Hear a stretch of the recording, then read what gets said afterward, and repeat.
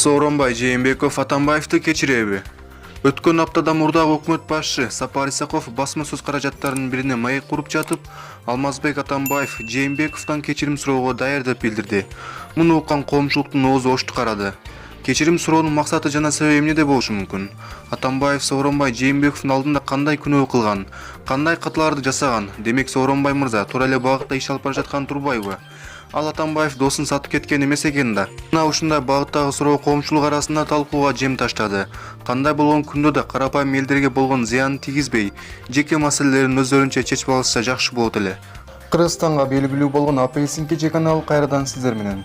Достор, Апельсин KG каналына жазылып, акыркы болуп жаткан жаңылыктардан артта калбаңыздар. Каналга жазылыңыздар.